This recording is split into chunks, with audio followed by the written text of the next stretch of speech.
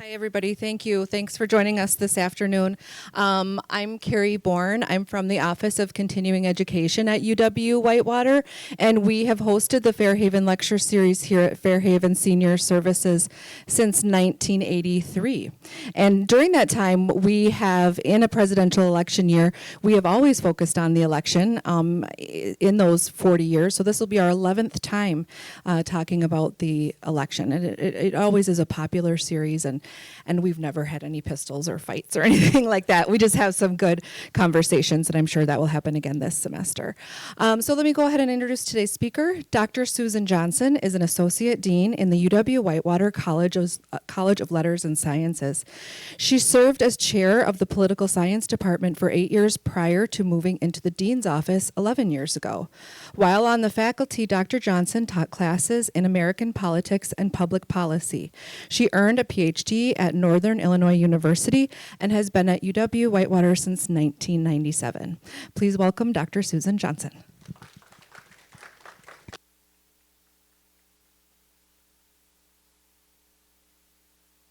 I've been doing the Fairhaven Lecture Series presidential stuff since 2000. So I was doing the math in my head. I've been coming a lot to Fairhaven, and I'm always excited to be invited back. So thanks to Kari for having me, and all of you for having me as well. I was here last October, and the topic was something like a preview of the 2024 presidential election, and that was part of celebrating the 40 years of the series. And I said, given what I think we're going to see happen throughout the primaries and the caucuses, that Donald Trump and Joe Biden would be their party's nominee unless something happened, okay? I didn't have a debate disaster on my bingo card. Did anybody else have a debate disaster on their bingo card? No, okay. So when Kari and I were talking about what kind of topic, Kari plans this way in advance. So normally when I do this series, I usually do it kind of early in the series, and I usually give like a rehash of what happened over the summer, and I still was thinking not a whole lot was going to happen over the summer, so I'm like, hey, I'll talk about congressional elections. That'll be fun. And then everything happened over the summer. So I am going to talk about congressional elections and some of the key things to think about. I'm going to talk about how these things intersect with the presidential election. And then I'm happy to talk about anything in the question and answer that you guys want to talk about. Okay, so that's kind of the plan. So let's go ahead and get started. So here's just a quick outline of what we're going to talk about. I was in New York a couple of weekends ago, and I happened to be staying right near Fifth Avenue, and we came out of our hotel room one Saturday morning, and there was all this stuff going on, and it turned out to be the Labor Day parade, and then my husband and I had no sooner gotten to the corner of 46th and Fifth Avenue, Chuck Schumer was there. And so Chuck Schumer, the Senate Majority Leader, was hanging out. That's him in the picture. So I snapped the picture right away, and I thought, what the heck? I'm talking about congressional elections. I might as well throw that picture in there. And anyway, it was really kind of cool to see him. He was with about 6 young people, and they had these big signs that said, "Meet Chuck Schumer." And then they ushered him out of a big black car, and off he went to get in the front of like that banner. And then he would step out, and then the next group with the banner would come, and then he would kind of sneak in. And he did that with about 4 groups, and he never walked with the parade. He just took his picture. But anyway, it was still really cool for me to see him. So what I'm going to talk about this afternoon, some general information about the current environment when we think about Congress, okay? And then I'll hit on what the environment is, what are some of the big issues, so what are some of the key races in the U.S. House, what are some of the key races in the Senate, and then tie it all together by talking about how the House and the Senate races intersect with what's going on at the presidential level, and then some of the other things that we're seeing on the ballot across the country, okay? So that's my plan. So first of all, it's always fun to start with few bits of numbers. So I thought that one of the things I would look at first is put up there for you a graph that looks at job approval of Congress. And for those of you in the back, all you really need to know is that the blue line is disapproval, and the light blue line is disapproval, and the darker line is approval. So these data they're just a snapshot of the last 3 years or so, August 2021 to July 24, and approval ratings for Congress are at about 20%. Disapproval ratings are then conversely at about 80%. So we're living in an environment where 4 out of 5 people do not think Congress is doing a great job. Okay, I won't ask for a show of hands here. I don't want to get in trouble with Brian, but there's that. Okay, some other information about Congress. It was always the thing that even if people didn't like Congress, they tended to like their representative. And that's historically been the case where you would run into someone and ask, what do you think about Congress? And they would say, oh, they're all a bunch of bums. And then you would say, well, how about your representative? And then they would say, and it didn't matter, even if you were a Republican and the person was a Democrat, you still probably wouldn't have called them a bum in every instance. What we've seen now is even, and that's what this graph is kind of getting at, is even the way that we approve of even our own representative has gone down. So even some of that affection that people have had historically for their member of Congress, because they might have seen them at the county fair, they might have come here for bingo or something at some point, that has been on the decrease as well. So again, just kind of giving a sense of what the general feelings are about Congress. Okay, now, incumbency advantage. So I just told you people don't like Congress and people don't even like their own congressperson in many instances. And now I'm going to tell you that in 2022, about 95% of House members were reelected. Okay, so what do we make of that? I'll get to that. And when we look at the Senate in 2022, every single senator who was running for reelection was reelected. Okay, so we have kind of this conundrum, right? We have this environment where people tend to not look favorably upon Congress, not even their own member of Congress, yet we have these really high reelection rates. And I'll touch briefly on, why are we seeing this and what difference does this make as far as the election goes, okay? So currently, we are looking at a situation where it's a really small Republican majority in the House of Representatives. The Republicans hold 221 seats. The Democrats hold 214. There's a few vacancies, but some of those districts are solid one way or the other, so that gets us up to 435.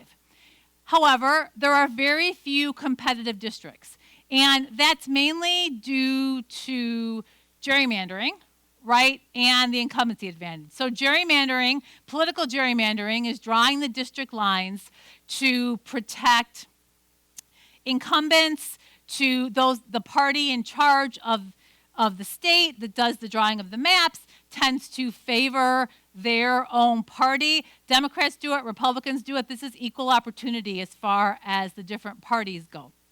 And that helps explain why we have quite low approval ratings of Congress, but at the same time, people continue to get reelected. And historically, those numbers, as you saw on the other slide, are quite high in terms of the reelection rates for members of the House and members of the Senate. What does that mean for 2024? That means that there are very few seats that are out there that are even in play, okay? And so what this graph shows here, if we can see, is that it's this gray area right here where there is some potential movement where Democrats or Republicans might actually pick up some seats, okay? So if the Democrats want to win the majority of in the House of Representatives, then they would need to flip 4 seats from Republican to Democrat, okay? And the Democrats hold the majority in the Senate, and we'll talk about what that would look like in just a bit. But we've got this situation here again where when we're talking about congressional elections, we're really talking about approximately 24 seats that are considered competitive. And the rest have been drawn to protect the incumbent. And again, it's something that Democrats and Republicans do as far as how we design our districts. So as we think about the 2024 election in the context of the House of Representatives, a couple of things to point out is historically, when we think about Congress, there have been long stretches where one party has controlled the House of Representatives for long periods of time, historically. However, recently, what we've seen have been swings to one party or the other becoming pretty regular. So if the Democrats won the House in the 2024 election and took over the majority in the House, which people are predicting they have a fairly good chance of doing, this would be the third time in 4 election cycles that the speakership or control of the House would change. And again, that's relatively unique, recently unique. Historically, there were, as I said, long stretches where the Democrats controlled the House or the Republicans controlled the House for a bit, but not this idea of flipping every 2 years or every few election cycles. 4 states completed mid-decade redistricting. So what does that mean? After the census was taken in 2020, then every state goes through the process of redistricting, redrawing the maps for state legislative districts and then also for U.S. congressional districts. And normally, once those maps are redrawn, then those become the maps that elections are run by for the entire decade, okay? Now, we know that in Wisconsin, the state legislative maps went through a lot of court challenges, and those were all redistricted for the state legislature. But in 4 states, Alabama, Louisiana, New York, and North Carolina, the maps that were drawn for congressional seats after the 2020 election were determined by the courts to be, for various reasons, to not have been in alignment with the Voting Rights Act and with other things. And so there was redistricting that took place in these 4 states. Why does that matter? Well, it matters because the reason why these states were told they had to redraw their maps was because a court said that they were drawn unfairly. The argument then would be, in these 4 states, there are fairer maps that are out there now, which then might lead to some seats that had been controlled by one party or the other now flipping because of the way that the state has redrawn those maps. So that's why that's relevant. As far as funding and spending and things like that, the Democrats had been doing better across the board now in raising money for their U.S. House races, okay? Also, and I always find this interesting when I look at money and how much is spent, especially in U.S. House races, and we'll look at some of the Senate races in just a second. But some competitive races across the country, particularly those in big media states like New York, for example, because New York did some redistricting, there's some competitive races there, and there's a lot of money being spent in those districts. Wisconsin has 2 races that are seen as being potentially competitive. So thinking about all of Wisconsin's congressional districts, there are 2 that people who study this have identified as being potentially competitive. So the 3rd congressional district, which Derek Van Orden is the member of Congress Republican who currently represents that district, that is one that people who study congressional elections have said it leans Republican, so it's likely that that district will remain Republican, but lean Republican is different from likely Republican, which is different from strong Republican. Okay, so if we think about this right over here, then what they're saying is that right in here is where that one would be. And then The first congressional district, which is where we are, is the race where Peter Barca, who had been in Congress for a term, but who might be more known to you all as someone who served in the state assembly for quite a long time, and as revenue secretary, he is challenging Brian Stile for the first congressional district, and that is one that is considered to be likely Republican. So people who study this say that Brian Stile is likely to be reelected, but it's not solid Republican.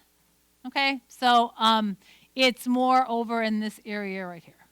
So thinking about where we are in Wisconsin, the rest of them are either solidly Republican or solidly Democrat. So not a lot of competition as far as it goes for Wisconsin when we think about the seats in the U.S. House of Representatives. But we all know we've got a competitive Senate district, Senate election that we'll talk about in just a second.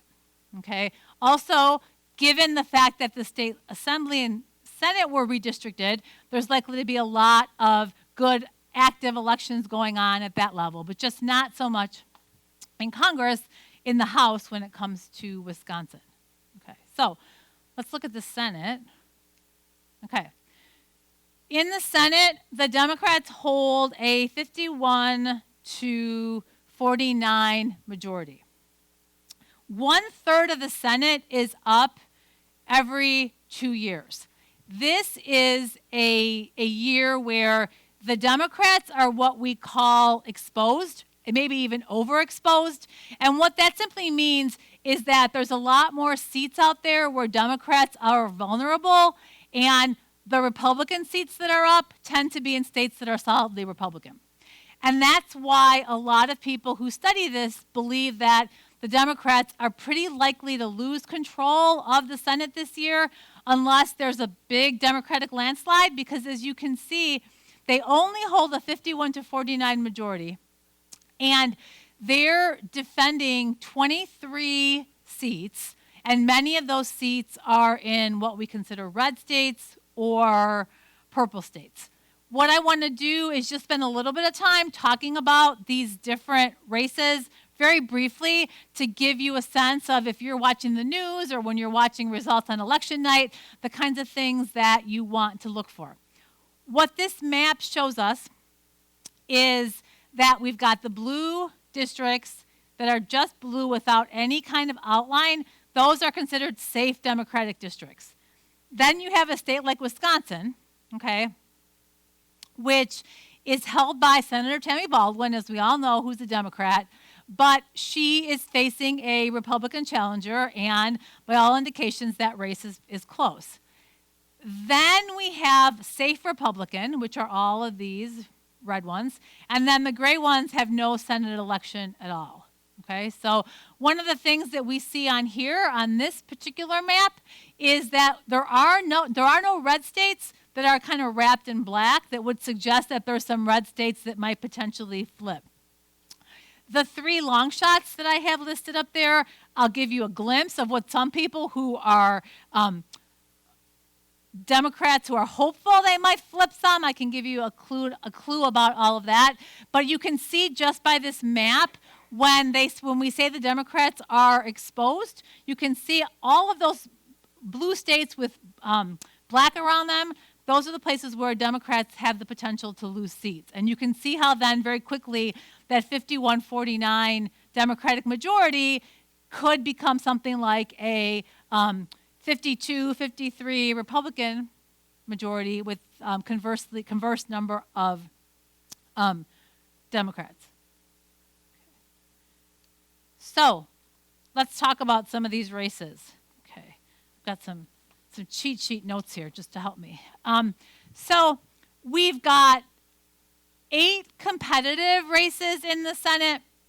2 of them are open seats that are currently held by Democrats. So for example, there is a seat in Arizona that was held, it is held by Kirsten Sinema.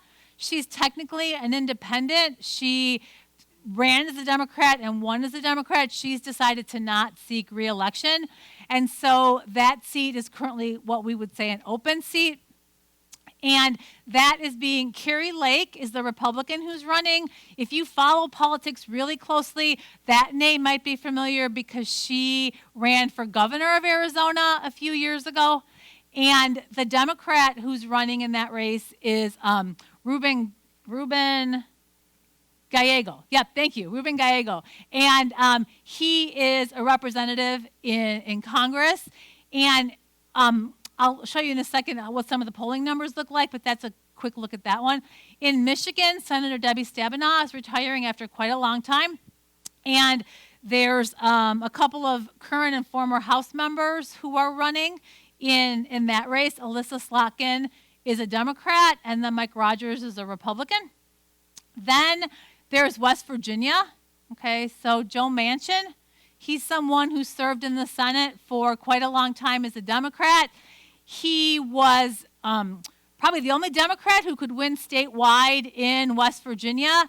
He changed his party affiliation to independent not too long ago. He kicked around the idea of running for president, which he's not doing. And he is not running for Senate anymore. And so that seat is open. And the very, very, very, very, very high probability is that the Republicans will get that seat. Okay?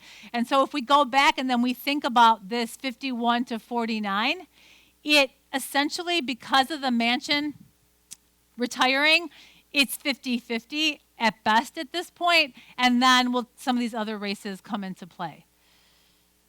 Then we've got Democratic incumbents with serious challenges, okay? Of these 5 that are listed, Montana is the one that is the most precarious for the Democrats. Montana is a state that votes Republican for president at probably 75%. But John Tester is a Democratic senator who's been able to hold on to that seat for a few elections, and he's being challenged significantly. So of all the seats out there, the Democrats are going to lose West Virginia, and of all the other ones that are there, it's the most likely that the Democrats will lose would be Montana. And so then again, that gets us very simply just with those 2, which seem fairly likely. I read in an article yesterday when I was prepping for today that John Tester is a strong finisher. So Democrats in Montana are hopeful that he's going to be able to pull it out. Then we all know about Wisconsin, right? We've got Senator Baldwin facing Eric Hovde, who has run for the Senate before, and they're polling fairly closely, just like a lot of these races are polling very closely. A couple of others, Ohio and Pennsylvania. In Pennsylvania, you've got Bob Casey, who has been a senator, and he's running for his 3rd term. And then in Ohio, there's Sherrod Brown. Ohio has become a pretty reliable Republican state, but he's been able to win re-election a few different times. So of these competitive races, the Democrats are really in the most danger of losing Montana, and then West Virginia is gone. And then we've got kind of these others. And then a couple of long shots. And some of these long shots have come about due to very recent polling. And the Democrats are thinking that they might have the potential to win Senate seats in Florida and in Texas, in partly because there are fairly unpopular incumbents running for re-election. In Florida, the incumbent senator is Rick Scott, and he's someone who isn't particularly popular in the state, even amongst Republicans. And while he's still showing in the polls, he's still showing as leading, it would be a significant upset if he won. But some recent polling suggests it might be worth it for the Democrats to spend a little bit of time in Florida. And then in Texas, Ted Cruz is the senator who's currently up for re-election there. And again, some recent polling suggests that maybe the Democrats should spend a little bit of time in Texas. Maryland is a seat where the Republicans think they might be able to steal that away from the Democrats. So that's another long shot. There is the very popular former Republican governor, Larry Hogan, someone who actually considered running for president himself. He's running for Senate. And so even though Maryland is a very strong Democratic state when it comes to the presidential level, there's some hope amongst Republicans that they might be able to get that seat from the Democrats and pick up another seat for the Republicans. And then finally, and I just read about this Nebraska thing late yesterday, there's some interesting polling. The current senator in Nebraska, her name is Deb Griffin, and again, apparently she's not super popular in the state. And there's an independent who's running, whose name is Dan Osborne, and he's running as an independent, not as a Democrat. And recent polling shows him being pretty close. If you look at polling in Nebraska, how many of you get up every morning and look at the polling in Nebraska? Okay, so if you look at polling in Nebraska, what you can see is that a couple months ago, she was up by 15 points or so, but then it's it's become more narrow, and so I'd be shocked if something happened, but you never know. So if it happens, you heard it here first, okay? And I'll be back the Monday after the election, so you can call me out on all of this stuff, or you can clap for me on all this stuff, depending on what happens, okay? Okay, so just looking at this kind of a little bit different way. So here's the Democrats. They are defending 23 seats, like I told you. And if we look at some of these, so Maryland, the Maryland one is the one that I said the Republicans are kind of hoping they can get their hands on, but it's unlikely. So that's in the likely Democratic category. Then we've got these four. So Arizona, Nevada, Pennsylvania, and Wisconsin. Those are all states and races that the experts have in the lean Democratic areas. So people are thinking right now today, remember it's only September 23rd, and there's a bunch more time, but as of September 23rd, these are all in the lean Democratic category. And then in the toss-up is the open seat in Michigan and Sherrod Brown's seat in Ohio. And then that Montana race is leaning right now Republican. And then that West Virginia race where Joe Manchin's retiring is in the solid Republican area.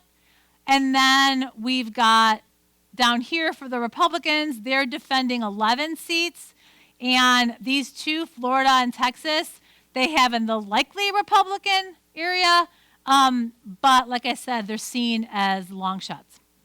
So when we think about what is the likely outcome in the U.S. Senate, if these two go Republican, then it's going to be a 51 for Republicans, 49 for Democrats. If all of these go Democratic and then Tester is able to hold on, then we have a 50-50 tie. And then whoever the vice president is will spend a lot of his time in the Senate breaking ties. Okay, so we'll have to see what happens there. Okay, a couple of other things. Spending. Okay, I know this is kind of small, so I'll read this so everyone can see. But basically, what this does is let us know where the most spending is. And what I highlighted here in yellow, which I'll read through, those are, so 8 of the 10 highest spending races are all states that I've already kind of talked about. So the highest spending race so far is that Texas Senate race. And so far, $72 million has been spent in Texas. Then the third highest is Ohio, and Ohio is at $53 million. Wisconsin comes in fourth at $43 million. Montana is also at $43 million. Florida, that other long shot. So 2 of those long shots, Texas and Florida, hit the top 10. Florida's at $38 million. Arizona's at $33 million. Pennsylvania's at about $33 million. And then Nevada is at about $28 million. some of these states where there's a lot of spending, Texas, for example, Texas is a big state, as you know. I'm not telling you anything you don't already know. It also has 3 major media markets. So when you're buying TV ads and things like that, you've got to buy them in a bunch of different areas. So that helps make the cost go up. Number 2 is California. And even though California isn't at all competitive, there's still been about $61 million spent. And that's mainly, again, because you're spending money all over the state. That's a snapshot of what the House and the Senate races look like. Now let's talk about how this all kind of fits together with the presidential election and with other stuff going on in the ballot. What's been the impact of the switch from Biden to Harris on the Democratic side? One of the biggest reasons why Democrats were concerned about Joe Biden at the top of the ticket was what kind of drag that might have on other Democrats who were running. The idea was that President Biden wasn't polling particularly well. He wasn't generating a lot of enthusiasm.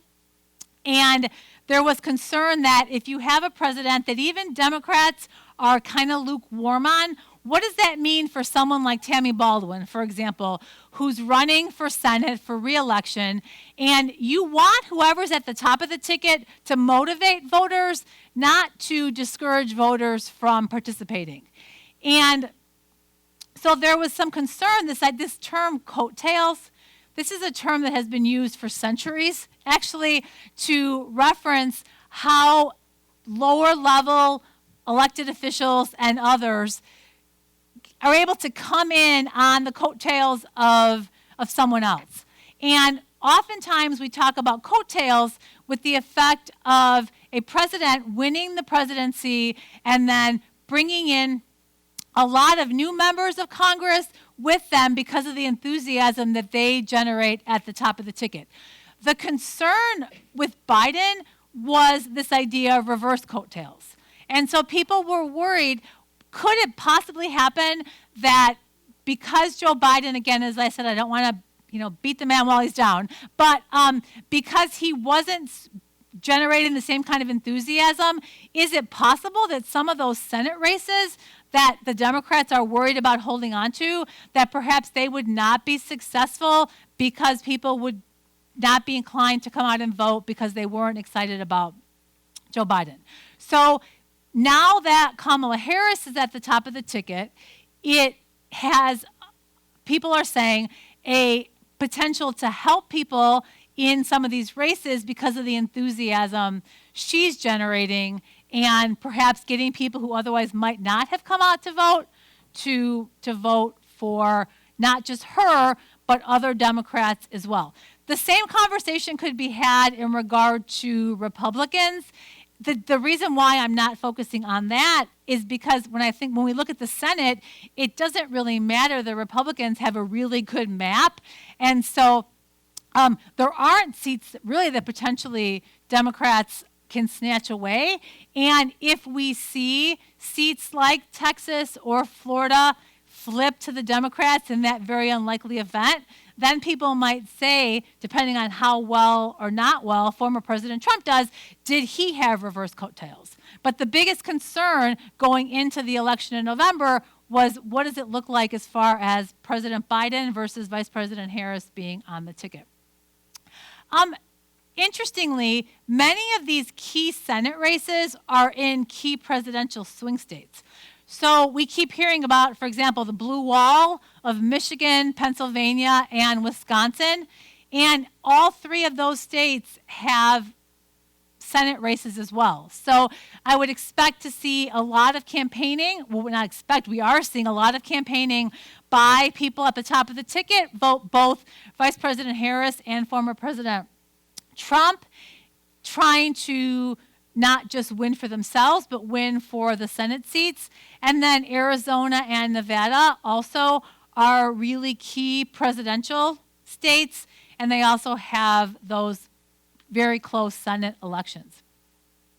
Something else that we've seen this election cycle is that House and Senate candidates are picking up on some of the same themes that the top of the ticket folks are talking about. And one article I read, if you're following this stuff closely, you know that Tim Walz, before he was even named as Kamala Harris's running mate, was the person who started calling J.D. Vance, who's the vice presidential nominee, and former President Trump weird.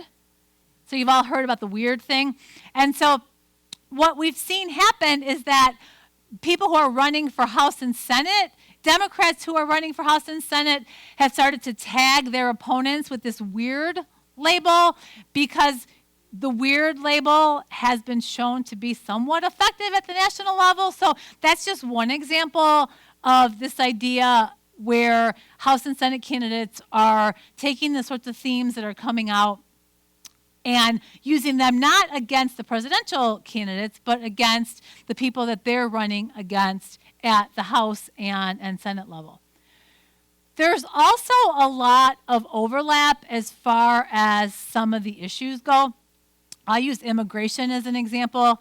And not just are the presidential candidates talking a lot about immigration, but this is something that is getting a lot of attention in different states. And I'll use Ohio as an example. If you've been following at all some of the stuff that's been going on in regards to the Haitian immigrants in Ohio and some of the false rumors that have been out there, when you dig a little deeper, you find that, yes, this is about presidential politics, but it's also about that very contested Senate election in Ohio. So there's been talk about immigration and concerns about immigration in Ohio for much longer than J.D. Vance a few weeks ago, bringing up some of the stuff that he brought up. And that's what I mean about this crossover in terms of some of the issues. And you can think yourself about some of the issues that you're seeing discussed in regard to the U.S. Senate race between Senator Baldwin and her challenger, Eric Hovde, and think about how we're seeing a lot of those same issues, jobs, inflation, things like that, are also trickling. They're going both in the Senate, House races, and at the presidential level. Another thing that I think is really important to kind of keep an eye on is that the issue of reproductive rights and freedoms have been getting a lot of attention since the U.S. Supreme Court's Dobbs decision. And there have been ballot measures across the country. In 2024, there are ballot measures on all of these state ballots where voters are going to be asked to express their policy position on issues to protect access to reproductive rights. Now, again, what should we pay attention to? In some of these states that I've already talked about for the Senate, Arizona, Florida, Maryland, Montana, and Nevada, they have ballot measures that are going to talk to these issues that Democrats believe help spur Democratic turnout. So let's think about that. We'll use Florida as an example, or we can use Montana as an example. Democrats believe that if more voters come out to support the issues that circle around reproductive freedom, and they feel this way because elections that have happened since the Dobbs decision have been in support of reproductive freedom, even in Republican states like Kansas. The Democrats feel like if this is on the ballot in Florida, then maybe more Democrats will come out to vote in Florida than would have otherwise come out to vote in Florida, and maybe that's why they're hoping that Rick Scott can lose or would lose. So that's, again, when I talk about how these things are all intersected with each other. Same thing in Montana.